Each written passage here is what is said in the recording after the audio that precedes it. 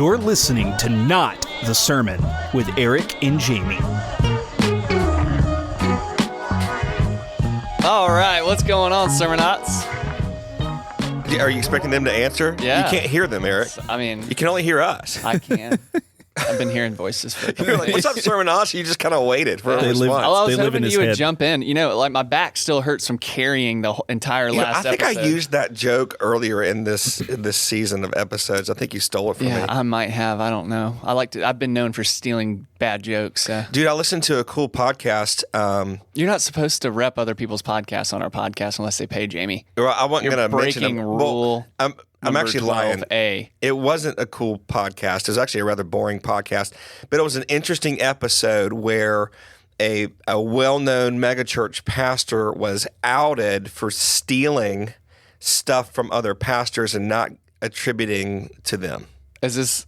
Oh, you're talking about the one you sent me. Yeah, last yeah, week. yeah. Did you Okay, listen to it? No, not yet. Oh, Yeah, okay. we talked Okay. about Well, it I'm a glad lot, I sent it to you. Yeah, yeah. Thank you for doing that. Just taking up space on my phone now. Hey, if you're just tuning in, listener, this is not the sermon. This is a lead pastor and a student pastor, and our lead tech at the church, Phoenix. Call. When we were just talking about everything that's not the sermon, we got some segments coming up for you guys that we hope will be funny and informational. We try to blend comedy and theology here, and so. Yeah, And offense. like being an offended offense, Yeah, or like yeah, an yeah. actual white picket Yeah, offense. yeah. All right, dude. So I got some magic in my hands right now. Oh, you do. Someone little bit of gave magic, you a book. So one of our listeners gave me a book. It's called the Gen Z Bible. Mm-hmm. It's the Gospel by Gen Z and other Bible stories. So I just want to read you a little snippet. It's actually Nice. hard to tell where you're actually at in the Bible because it's somewhat unrecognizable. But Kind of like Gen Z. this is called Drama in the Courtyard: Jesus versus the Squad. Are you ready? So this is when he's being arrested, I guess, Yeah. right? Okay. So they drag Jesus to the high priest VIP lounge where all the top tier religious influencers were gathered. Meanwhile, Peter was low-key lurking in the background trying to stay warm without drawing attention. Low key. The bigwigs were on a mission to cancel Jesus for good, but their stories weren't syncing up. They were throwing around fake news. Fake news. Fake news. We heard him say he'd DIY a temple rebuild in 3 days without even hitting up Home Depot. Spoiler, their group chat was a mess. Oh my gosh.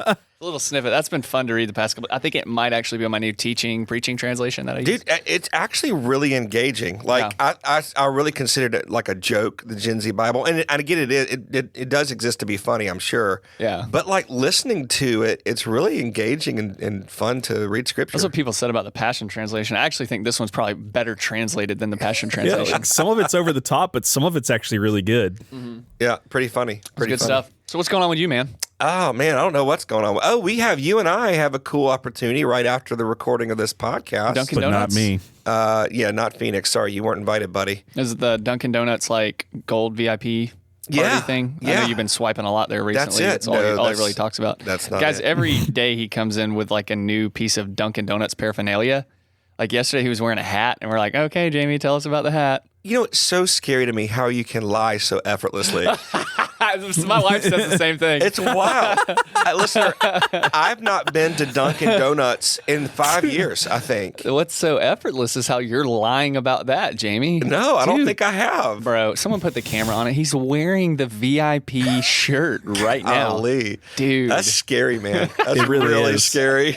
It's really scary. You can call me Emily if you want. We are, after the recording of this podcast, we're actually going to go on a satellite TV show in the Middle East that reaches literally millions of people. Yeah, we're flying out of We're not- Tallahassee. No, it's over Zoom. Oh, well then why not? I didn't sign up to do a Zoom thing. Yeah. I wanted to actually go there. I thought we were going there. I You got guys another. are getting squeezed down all the little internet pipes all Yeah. the way over there. I got another pastor friend of mine in Missouri who's going to join us, and yeah, we're going to preach the gospel, dude. It's pretty crazy. We will probably be seen by at least tens of thousands, maybe even hundreds of thousands of people. Man, I'm so excited about that. Those But- poor and you- That people. dude up ruin it. And you didn't brush your teeth. I'm I gonna noticed. rip my shirt off. No, I didn't. Actually, I'm trying this new thing. It's called the grass floss diet. And Grass so, yeah. floss, So okay. basically, what they've decided is that there are fluorocarbons in the bristles of the toothbrush that can cause shrinkage and damage in certain To the places. teeth? To the teeth. Okay. Yeah. And so what they're suggesting is that after you eat, you go outside and kind of like eat grass and kind of let it kind of go between your teeth. Yeah. And that's like more of an, remember the paleo thing? Yeah. It's kind of like a paleo thing, but like Yeah, for like just like dental that. health. Yeah. It's been working. When is the first meeting of the Grass Floss Church of We've Christ actually already been meeting. International of Prophecy? We've been meeting actually On the front lawn. Tuesday. The lawn. Yeah. I was going to say like it's like Tuesday at about 2 a.m. We meet here on the campus. Okay. That's why if you notice like the up front, the lawn in the front has actually been kept. It was a little uneven, though. I think some people are eating more grass than others. There's this guy. He's are you familiar with buck teeth? Buck teeth. Buck Yeah, teeth. he's got- Buck teeth, who sits in the back row. Yeah, he's got that, and so like when he eats, it's like it leaves like one long sprig in the middle because there's a gap. Because there's a gap. Yeah, sure. Makes sense. Hey, I'm actually thinking about making him a deacon, actually. a deacon and the groundskeeper. And the grounds. So tell me real quick, you have a new animal hanging out around your house. Yeah, I think so. Okay. Yeah. Now, most people adopt pets, but it seems like this pet has adopted you. Yeah, dude, he just showed up. So I've been finding presents in the flower bed. And last week there was a half-eaten dead mouse underneath my wife's car. You should be honored. So I'll be more discreet in the future. Phoenix. Yeah, I thought I recognized his teeth. You should marks. be honored. That is a great gift from an animal. I was honored. And then I was coming back from church Sunday night, just because of the ridiculous hours, y'all make us work. Yeah. And I got home and I heard this loud meowing. And I'm walking around and then finally see this little tiny cat kind of just pop out of nowhere. He's like really friendly. And I was stuck between naming him Topher or Momo. Okay. We decided temporarily on Momo. Okay. It's actually named after anybody Avatar: The Last Airbender fans out there. Nope. The Avatar's pet's name was Momo. Oh, it's like this okay. little flying cat bat thing. At least it's important. It is. And so he just like rolled up in the house. And that's, again, the difference between dogs and cats. Like, I mean, the cat just, I open the door, cat walks in. Slapped you in the face. Just starts rolling around, being Like all he cute and stuff. Owns the place. Yeah. He's kind of been in and out though. Like we've been feeding him. I don't know if he might be someone's pet. I wonder why he's staying if you're feeding him. Well, he's been around for a couple of weeks. So, I mean, he's been eating the mice apparently in our yard. Yeah. And so I made a post. Dude, people around here are serious about lost pets. What do you mean? Like I went into our town's like lost and found pet group on Facebook. I didn't know there was such a thing. Dude, it's got like 2,000 people in it. Really? Just in our area. And by the end of the day, I had like 40 something shares. Wow. Yeah, and people are like, "Oh, poor baby. I hope someone finds it. What are you doing? Are you taking care of it?" I'm like, I mean, kinda. Meanwhile, there's a homeless guy Yeah, just right outside like their house. They're dying like, of a drug get overdose. a job. Yeah. This well, poor the cat's cat. not doing meth. That's true. Well, how do you know? Yeah. They might be doing catnip. They could. But anyways, yeah, he's been hanging around. I didn't see him this morning. He would usually like I'm not letting him stay inside because we have dogs. Right. And the funny thing is, the dogs don't mind him. He hates the dogs. So, Interesting. yeah. It's been fun. We've never had a cat before. Dude, I love cats. We've always had cats. We went through a run of them, and that sounds bad, and I guess it is. Yeah, no, tell him the name of your cat. Which one? We had so many. Okay, Lucifer? so we had one that we adopted. I forget his original name, but I renamed Satan. him Lucifer, the anti-cat, because that dude was evil. Like he would attack the Lucifer. kids when they were young and all that. And then we had one named Bob because that was the sound his head made when he ran into a wall. Bob. And then we had a cat that loved the water. I think his name was Tyson. Was that Tyson? He would jump in the bathtub with the kids. Loved it. Wow. Yeah, That's it was odd. the weirdest thing. What happened to all of them? Oh, they all died from various things. Jeez. We had another one. It was a massive Maine Coon cat. His Ooh. name was BFC for Big fat cat. Oh. Well, yeah, me and Tiff. okay. Yeah, we said big freaking cat, but we taught the kids big fat cat. Yeah. BFC was great, but he was massive. I mean, Yeah. huge. BFC ended up in a bucket at KFC, I'm sure.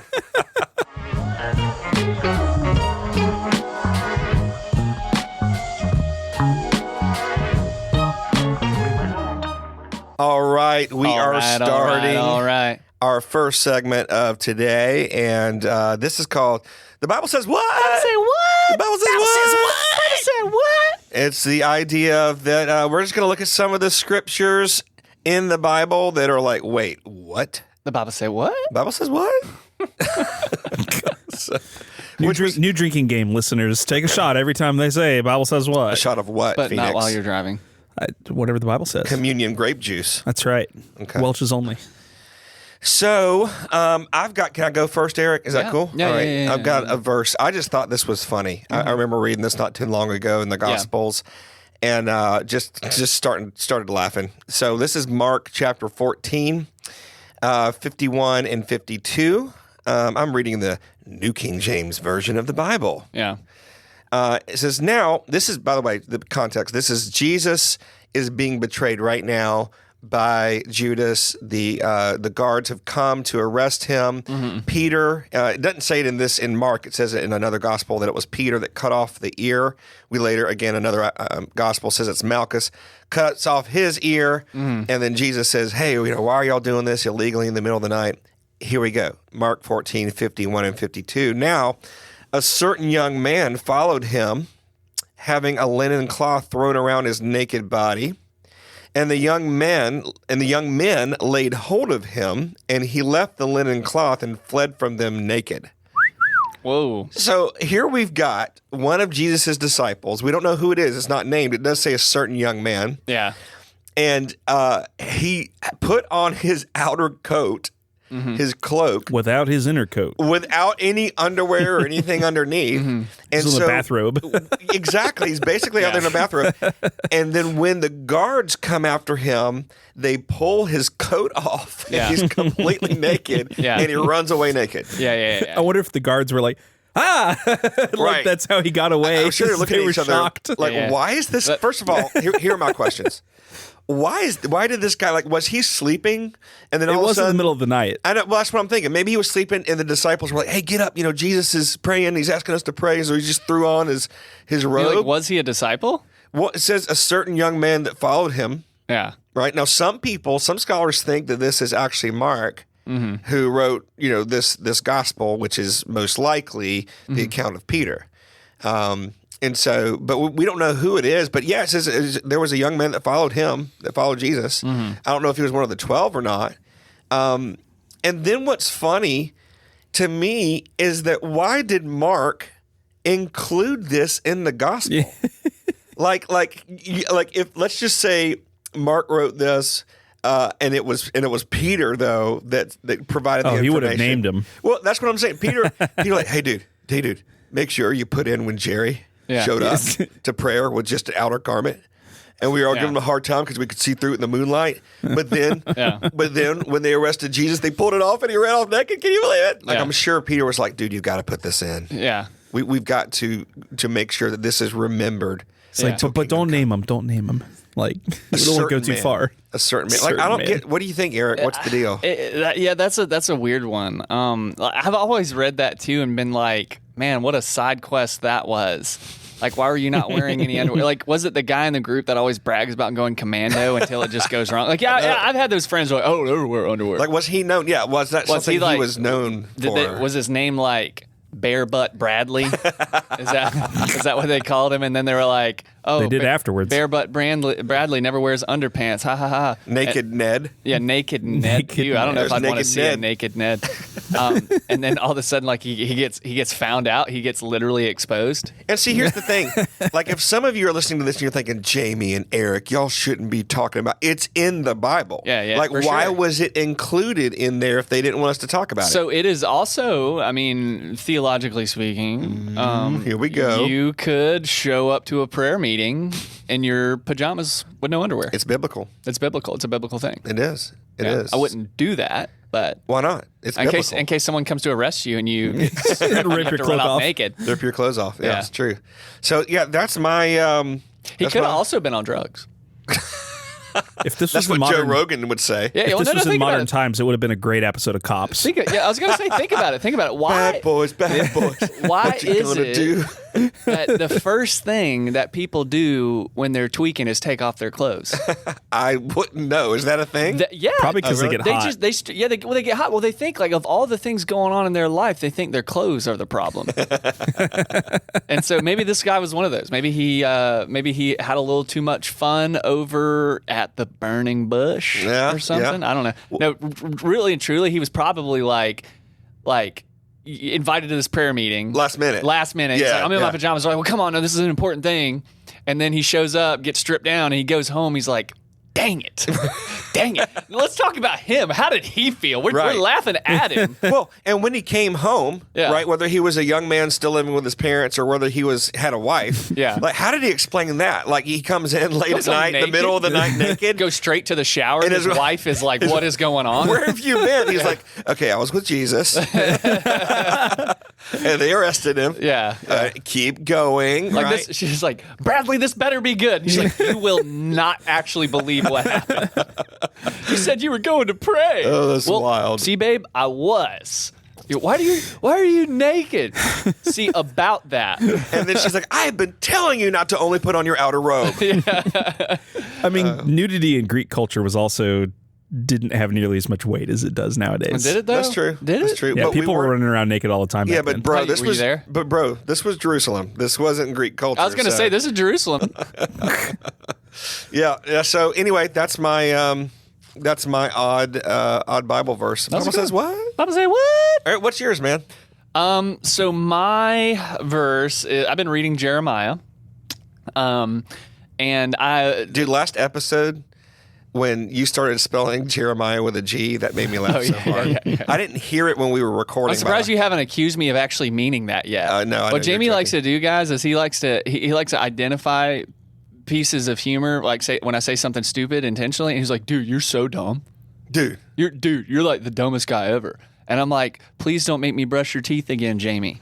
I don't even know. Dude, Okay. Jamie. No, go ahead. Bro. Go ahead. This morning, you called me. You woke me up at 6:30. You're like, "Hey, I have a meeting at 7. I need you to get here ASAP and bring the Oral-B." I am genuinely concerned about your ability to lie. Like, I am so All right, concerned back about to this. It's Jeremiah 3:3. So Jeremiah is like just a scathing like rebuke of Israel, man. It's so rough. And I was reading this just with fresh eyes this past time. And I'm reading it in the English Standard Version, and so I'm going to have to bleep something in here. So it says, therefore, this is Jeremiah 3:3. This is God referring to Israel. He says, therefore the showers have been withheld, and the spring... That's like every weekend for you. Yeah. It's like every day, dude. I'm like a once every 4 days guy. And the spring rain has not come, yet you have the forehead of a... Don't touch the button, Eric. Jamie, did you mess with my button? Dude, hit it again. Don't touch the button, Eric. Dude, it sounds like you're saying it. I thought you said that in real time. Don't touch the button, Eric. Don't touch the button, Eric. We replaced Dude, his it's the censor same. button. Listener, if you don't know, Eric loves to use the censor button, the beep button. Don't touch the button, Eric. And we replaced that sound with me saying, don't touch the button, Eric. Don't touch the button, Eric. Hit it again. Don't touch the button, Eric. Again. Don't touch the button, Eric. Hold on, let's see if I can make it say, Don't touch the button, oh, it just pauses. Eric. Don't touch the button, Eric. Don't touch the button. There it is. So there it is. All right, yeah. So, anyways, since I can't censor myself, you have the forehead of a prostitute. You refuse to be ashamed. In the English Standard Version, it says the H word. The H word? The WH word. Oh. Dude, did you just misspell whore? Button, Eric. What is it? Oh, I'm now What are you hitting all doing? kind of buttons. What are you doing? We've completely derailed him. Is whore about? Whore's not. It's literally in the Yeah, scripture. so it basically says, Israel, you have the forehead of a whore. You refuse to be ashamed. And I'm like, without understanding The forehead. the Hebraism that's at work Or is there, it a whorehead? I'm like, dude, what that look like? Like, you know, and so I researched it, and it basically means like you have the countenance, Yeah. or like you carry yourself like an unashamed prostitute. But that's a funny phrase though, because of all the things I would think that would be pointed out about Like a prostitute. of a prostitute. The forehead Yeah. is maybe the last one. Well, I think the idea is like forehead is countenance, so you can have the forehead of a soldier, like the countenance of a soldier or something Yeah, like that. yeah. But yeah, that was mine. And really, if you go back and read like the first 10 chapters of Jeremiah, you'll be like, yo, daddy, chill. Yeah, yeah, yeah. So the number one symbol that God uses with the Old Testament prophets when it comes to Israel is like he is being cheated on. Yeah. Because he is. Because he is. Yeah, well, the Israelites were pretty gnarly too. I mean, all the accusations are true. Like they would worship God in preparation for a battle or something like that. But then they would win, and then they would come and build an Asherah pole to like some strange figure. Right, dude. I think it's Jeremiah while swallowing swords. Yeah, there's like a callback. There's like a whole funny. I think it may be Jeremiah 10 or 12, something like that. But anyways, it's where. He's talking about like, go build your idols out of wood and oh, you want them to move? Well, I guess you better go pick them up and carry them then. Like he's just kind of making fun of the idols that they were worshiping. So yeah, that was my Bible says what? I'm like, Bible says Lord, what? you're just straight up roasting these people. So I looked up this verse. It's Jeremiah 3:3 in several different translations. Just read a few of these to you, okay? Yeah. I think the way some of them are worded are pretty funny. Yet thou hadst a harlot's forehead. Thou hast. Y'all hadst. It's And like your father smelled of it belonged to elderberries. The CSB, which I'm not sure what that is, it says you have the brazen look of a prostitute. Yeah. Okay. CJB, I don't know what that is. Still, you maintain a whore's brazen look. What does the message say? CEV says, just like a prostitute, I don't think you it'd be still have no translated. shame for what you've done. ERV says, the look on your face is that of a prostitute who refuses to be ashamed. That's the Eric Robertson version. Let's go. The ERV. Yeah, it is, isn't it? That's funny. Did you ask about the message? Is that what you said? I don't think the message would have translated it. I don't know. It says, here it goes. It doesn't even faze you. Brazen as whores, you carry on as if you've done nothing wrong. Yeah. NASB, you had a prostitute's forehead. There you go. There's a word for word There's translation. the word for word. No effort whatsoever to Yeah. get us to understand it. Just get the word right. Yeah. NIV, you had the brazen look of a prostitute. NLT, you're a brazen prostitute, completely shameless. They like that brazen word, don't they? Brazen, yeah. Well, it's a good word, man. It Brazen describes brand. it. Young's literal translation: the forehead of a whorish woman thou hast. So this is the Gen Z version. Okay, you ready? Oh gosh, Israel, you look like a thought. a thought. Yeah. Oh, that's good. Her body count Can I say high. that? Oh, we'll find out. That's funny.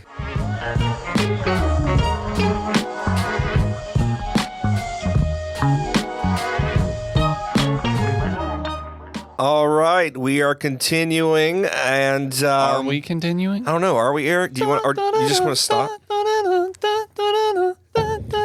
Why are I you just doing kicked the whole thing. Christmas music? I'm doing bells. Oh, Carol I of the see. bells. At least he's not doing smells. Okay, so the I've been reason. doing smells all morning, my guy. So this segment is called Weird Worship, where we talk about some of the things, the ways that we worship in church that are a little bit weird. And we just look at them and say, hey, is this biblical? Is this scriptural? Is this something we should be doing or not? And so today, this is a little different, okay? It's we're going to talk about smells and bells. Smells and bells. Smells and bells. And that's commonly referred to what you would experience in Catholic Mass, okay? They'll ring bells at certain times. Are those treatable with chemotherapy? I don't know, that Mass? You have a mass. Yeah. Yeah, I don't know. Some people think it's a malignant mass. Some people don't, but I tend to not be too concerned about it. But here's one thing. Catholics, some Anglicans, some Lutherans, it even used to be a part of the Methodist tradition for a while because, as you pointed out in past episodes, John Wesley was Anglican. Died an Anglican priest. That's right. And so that is the use of incense. Mm-hmm. So It's common in some of these places, in certain times, certain ways during Mass or during a church service, that they will diffuse incense like a ball that is Swung around. And they'll do like 3 times, like over a certain area. It's very particular. It's called a thurible. Yeah, thurible. How in the way that they'll do it. Some people have burned incense at home when they're praying.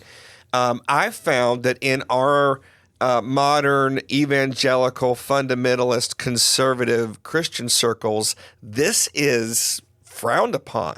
Yeah. Incense. As a matter of fact, I was looking up, and I'm about to throw it to you and ask you what you think, Eric, Sure. but I was looking up, there's a website that y'all may have heard of called Got Questions. Yeah. Like I just giggle when I how do you name your theology names your website after the Got Milk No. commercial? You get on the internet early is what you do, because that Got Questions, bro. Got Questions? They have like the best SEO Yeah, ever. they really do. Yeah. 'Cause you try to ask a Bible question and then you get those guys every time, and you're like, Got milk? Yeah. Got questions? Got Jesus? yeah, So anyway, and they are a very conservative. they're Calvinist. They're Calvinist and they're Calvinist Baptist. So they're just on that side of things, fundamentalist.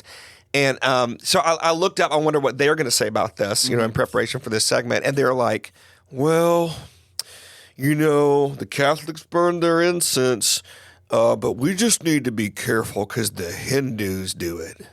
The Buddhists do it. They also pray. I know, right? Buddhists also kiss their spouse. Are we going to stop doing that? Yes. Sierra would want you to. No. So it's just weird. There's this guilty by association, fear-based religion when it comes to incense, when it comes to, Protestant, church. Why don't we use incense in our services? There is like all sorts of history, right? Yeah. All sorts of history. As a matter of fact, you can actually read in the New Testament. There's let's see, I pulled it up here.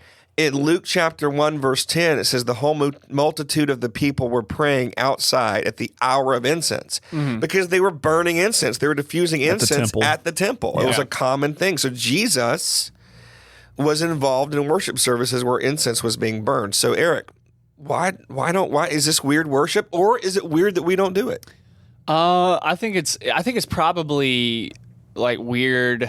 I don't know. I think it's a cultural thing. It's probably more weird that we don't do it.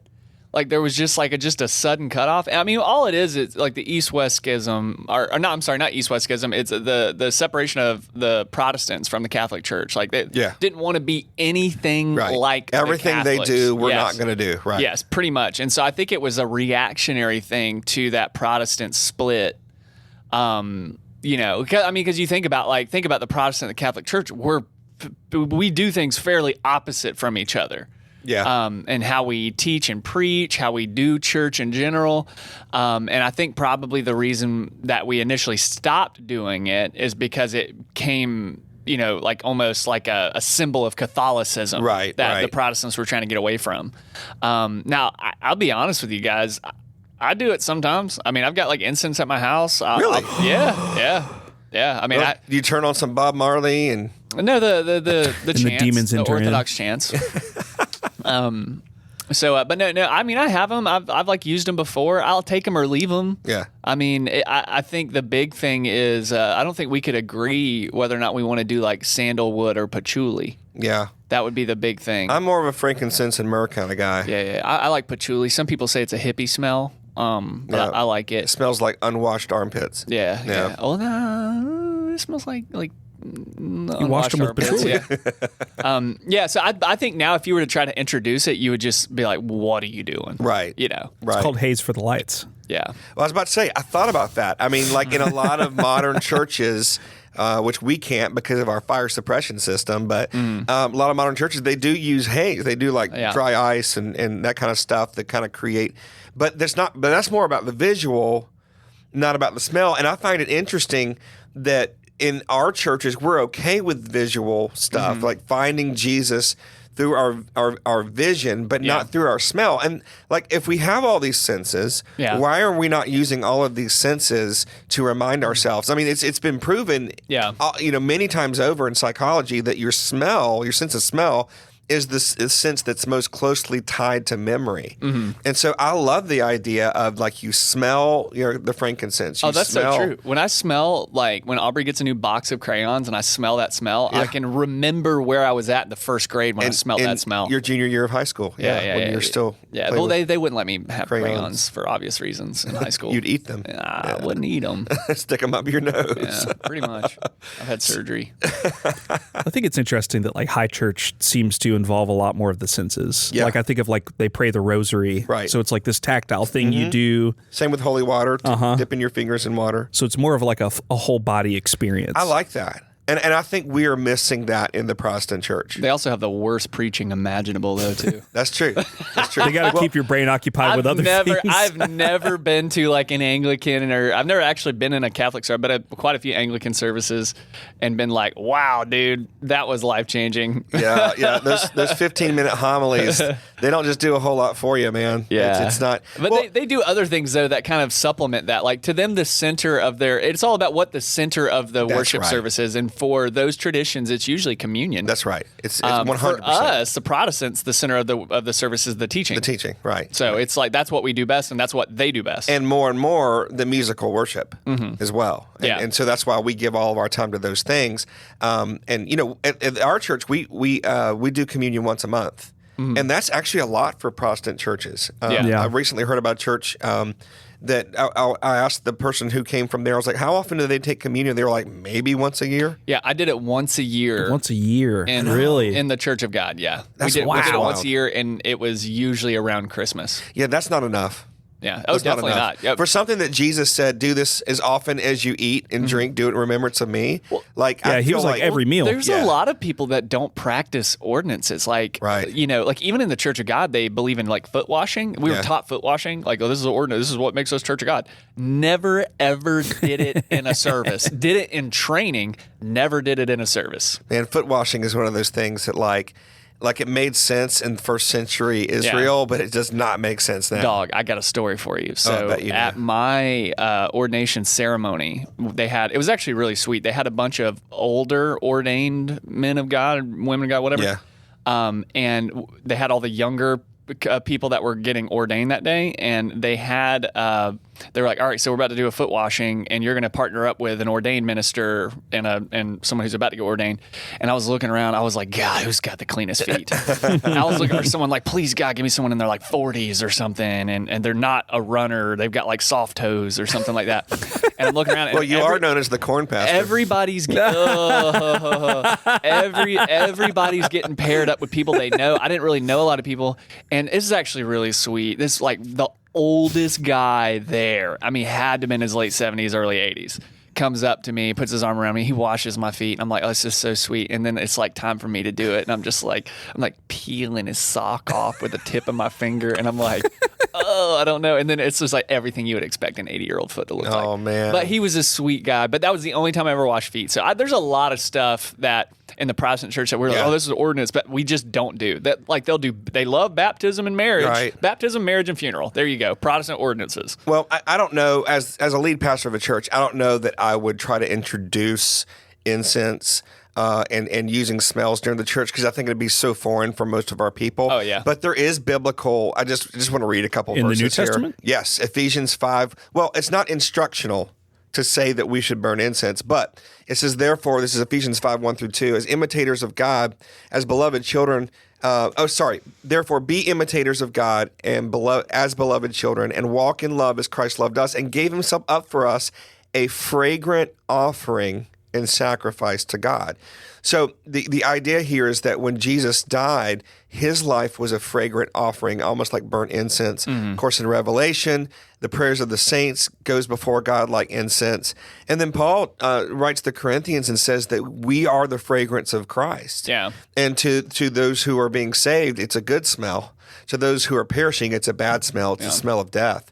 And so the idea of diffusing fragrance and Jesus himself being a fragrance, pleasing fragrance, I mean, it's biblical. It's biblical. It's just imagery, though. And but think about So is everything else we do. Yeah, I was going to say, like, it's all imagery, but think about, like, when you go to a mall or a secular institution and you smell, like, all the stuff that they practice, and then you come to a church and you're not engaged with any of your senses. Right. Right. Only visual. Visual. And audible. It was the hour of DMX lighting at VFC. Yeah. So I think after kind of looking at this, I don't think we should do this. And this is something that we are just missing out on. But I do think it's odd that, and I think you're exactly right, Eric, that it was an overcorrection by the reformers trying to not be Catholic, that we might have lost something that could be really helpful in training our minds and our memories to come to Christ.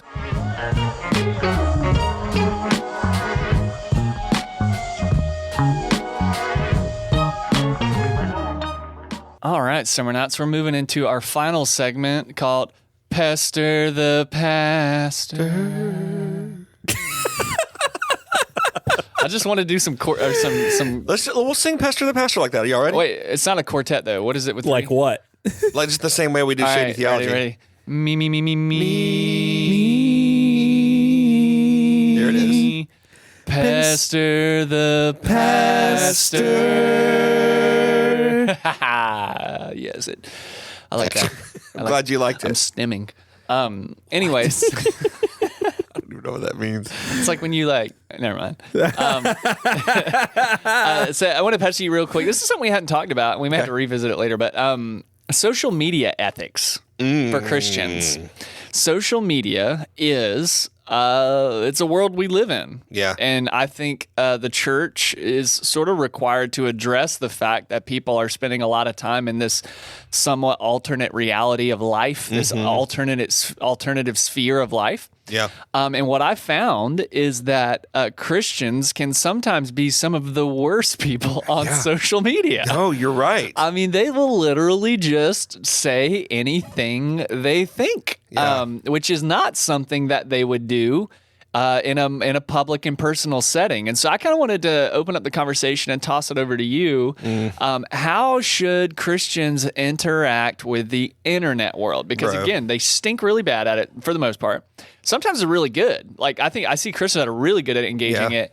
But man, I just see people that just first off, they'll post just weird misinformation type stuff. Yes. They'll just spew judgment. Yeah. Like that they would say something about a gay person on the internet that they would never say. Yes. So how do we navigate that? No, dude, I have so much to say about this. I could spend a whole podcast on it. Don't touch the button, Eric. No, I'm sorry. I was hoping it would come back, but it won't. You're going to try to mute. So that's what happens. When you try to censor me, you get lashed out at. I'm pushing the wrong buttons. Wow, we totally rattled him, Phoenix. We did. I feel like this was a successful prank. It is. Yeah, I like it. So you're 100% right. There is something called, and this is, you can Google this and look it up, listener. It's called online disinhibition. Online disinhibition I go to a meeting group about that. I bet you do. Hi, my name is Eric, and I'm an online disinhibitionist. That's a mouthful. This is the fact that you tend to say things online you would never say in person. Face-to-face conversation, it creates empathy. And empathy creates restraint. And so I would never say certain things to someone if I was standing in front of them, but then that I say online because I can't see them. Yeah. And this is a very real thing. And Christians, 100%, especially if you're talking about the gospel and someone says something that makes you mad or you disagree with, instead of loving them and seeing them as a person and someone who's made in the image of God, they're just a username, right? On the internet. And so you just lash out and say all sorts of crazy stuff to them. So yeah, I mean, this is something we have to watch. Social media is immediate communication. And the first thought we have is usually not our best when it comes to reactions to politics. My second or third thought is not the best. Dude, I have a 24-hour rule. If something major happens in culture, I usually don't. A lot of people just go immediately to the internet and just rattle off their first thought. Yeah, if there's a wardrobe malfunction or something, at a show, I'm I've got to wait 24 hours, man. Whatever it is. But I give myself a 24-hour rule because I need, especially if it's something that makes me angry. I'm not the best communicator when I'm angry, right? I'm going to be way more emotional than I need to be. So, but yeah, the other thing is, and you said this, the ninth commandment is bearing false witness. You shall not bear false witness. Bro, so many of the memes that Christians share, especially political memes, I see them on the right and the left. They're wrong. They're so bad, dude. They're not only bad, stupid, uneducated, and embarrassing, but they're just factually wrong. And people share it because they want it to be true, not because it's true. Yeah, oh, dude. And right now it's really bad because it'll be like a meme like, or even headlines, like news headlines, like Trump found murdering babies. Right. And then like the next one, Biden exposed for wearing diapers. And you're like, I don't know what to believe and anymore. now with AI, it's so easy to fake stuff. Yeah. And the church is going to have to just have a come to Jesus meeting and say, look, when it comes to social media, like we've got to hold ourselves to a higher standard. Just because you wish it was true, want it to be true, doesn't mean it's true. And if you forward it, you are breaking one of the 10 commandments. I have found people that like even that I know personally that how they act on the internet Yeah. has completely changed my view of them Yes. in real life. Like there are people that that I have had great interactions Yes. with in person, but like because of how they act on the internet, I'm like, you are insufferable. Dude, so here's what's happened with social media, especially Facebook, is back in the 90s, right? But the internet was out, but there was no social media. And you saw Joe Bob, and Joe Bob was at the corner hardware store, and every time you walked in, there's Joe Bob, and he said, "How's the weather, Joe Bob?" And he's like, "Well, it's good. If it was any better, man, I don't know what I'd do.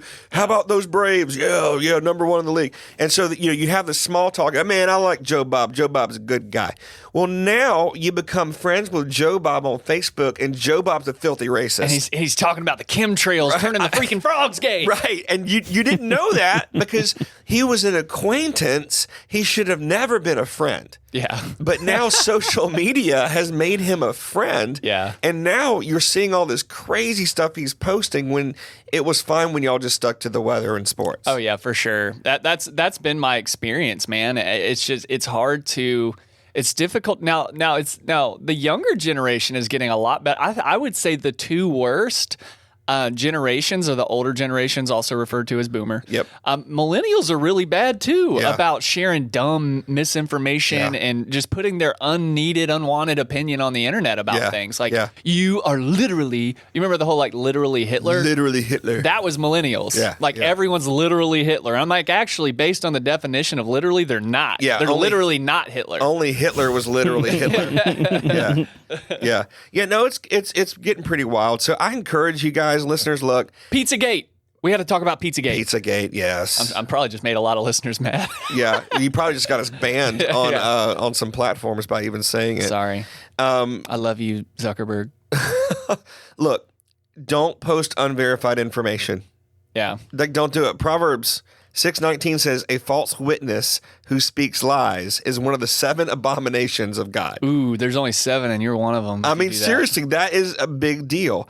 Literally an abomination. Don't prioritize politics over people. People are more important. It's okay to have a political opinion, but if you unfriend someone because they disagree with your politics, you're emotionally immature. Yeah. I mean, that's just bottom line. You can't handle an alternate opinion, and we have to do better with that. I do get rid of people who are just like socially toxic on social media. Sure, though. sure. If they're just like going crazy, I'm like, If all right, I someone's- think I'm done with you now. Yeah, if someone's toxic or abusive, absolutely. You don't have to put up with that. But just having another opinion, like I know during the last presidential election cycle, I know a lot of people who unfriended people just because of who they voted for. Yeah. Not because of the way that they carried themselves. Yeah. It was just, I actually heard about one wife that threatened to divorce her husband based on who he voted for. Yeah. It's pretty wild. Well, Jamie, other people's opinions hurt me like the electromagnetic 5G waves. Don't vent on social media. Don't vent on social media. There's actually, I love this verse. It's Proverbs 29:11. It says, "Fools vent their anger, but the wise quietly hold it back." Right? There's, and I know there's a time you're gonna have a close friend that you can vent to. There's gonna be people that you're near to and who understand you and love you, and you can let it all out with them. But Facebook is it's a public place. Yeah. And you should engage. You should use the same rules you use when you're in like a grocery store when it comes to how you act on social media, because they're both public places. Yeah. And then I guess the last thing I would say is don't do anything that's going to hurt your testimony. Don't do anything. I mean, there are a lot of people that I see them forward false information all the time. And then I see them post scripture, and I'm thinking, why would anyone believe the scripture when everything else You just shared a post, post that it's said garbage. Biden was a moon, hollow Earth moon alien. I or mean, something. you just killed your witness. Well, he is. But You just killed your witness. So yeah, that's a good man. I like that pestering, man. That's good stuff. Well, sometimes my pestering works together for the good. No. Right? That's a scripture, right? No. It's God works all things for good, but you're not God. I always like to put my name. I like to replace like God with my name. With your name, yeah. And when I read the Bible, it just makes the Bible more personal. Yeah, right? sure. It also makes you a cult leader, so enjoy.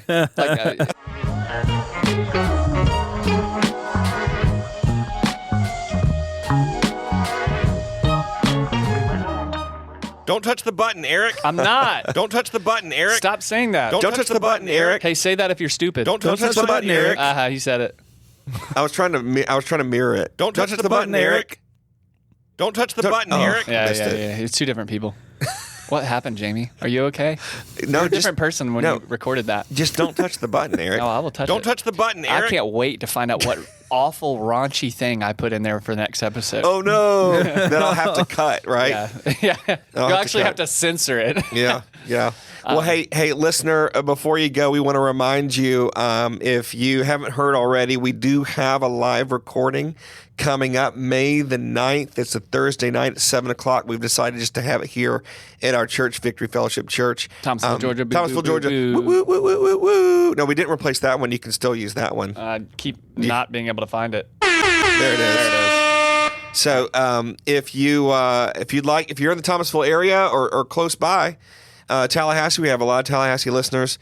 May 9th, Thursday, May 9th. We'd love to have you 7 o'clock here at the church. We will be recording our season 1 finale episode. Yeah, it's going to be really fun, man. I might, I don't know what might happen with me, dude. I might like go outside, like just go outside for a couple days and then come and record. You know what I'm saying? Oh, yeah. You ever get jazzed up going outside? he's going to go eat some grass. I'm going to go like steal some grapes from Walmart. Look, just don't touch the button, Eric. like just.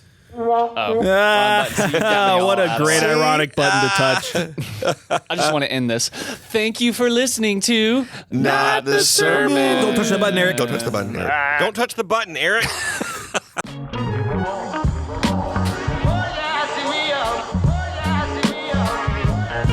Thanks for listening. This podcast is a production of Victory Fellowship Church in Thomasville, Georgia. Eric and Jamie can be reached at emailing notthesermon@gmail.com.